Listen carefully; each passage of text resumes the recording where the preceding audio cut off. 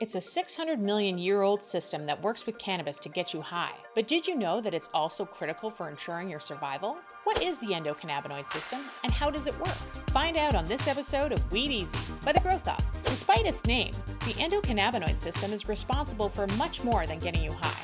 In fact, the endocannabinoid system is said to have more cellular receptor sites than any other receptor system in the human body.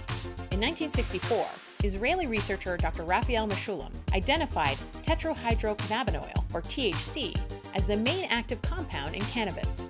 For 3 decades, he studied how THC affects the body and brain, leading to the discovery of the endocannabinoid system, or the ECS. He named it endocannabinoid because endo means within the body, and cannabinoid points to the cannabis plant that led to its discovery. While the ECS allows the body to interact with compounds in cannabis that get you high, it is also a critical molecular system that's responsible for keeping your body in homeostasis, or balance.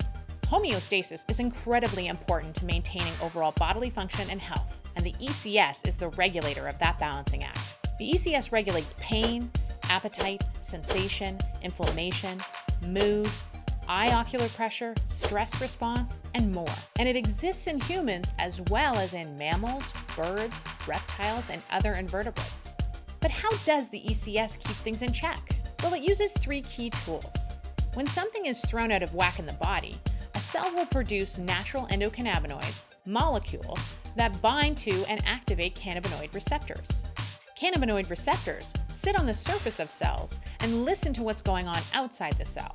So when endocannabinoids bind to these receptors, they transmit the message that something is out of whack to the cell, setting off a response to stop it.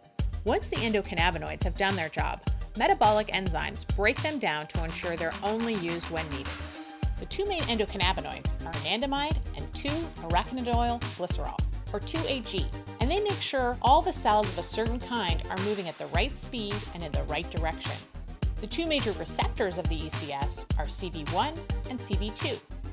The receptor CB1 is also responsible for getting you high, and it's one of the most common receptor types in the brain.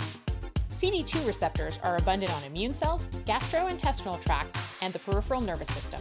So what happens to the ECS when you use cannabis? Let's look at anandamide, which comes from the Sanskrit word ananda, meaning bliss. When anandamide binds to cannabinoid receptors in the emotion center of the brain, it produces a feeling of bliss and calm. Anandamide activates CB1 receptors in the brain, and as you've probably guessed, so does the THC in cannabis. When you get high, THC overwhelms the ECS, creating an amplified effect of what anandamide does. It can impair reaction time, memory, and judgment, but also makes us feel good or high. The effect of THC can even reduce the perception of pain. Since cannabinoid receptors are present in so many parts of the brain and body, THC affects each and every cell. Without the endocannabinoid system, we wouldn't have the receptors to interact with the cannabinoids in cannabis. The endocannabinoid system is so important to your brain, heart, lungs, muscles, nervous system, immune system, digestive system, and more, because it helps to create balance and homeostasis within your body.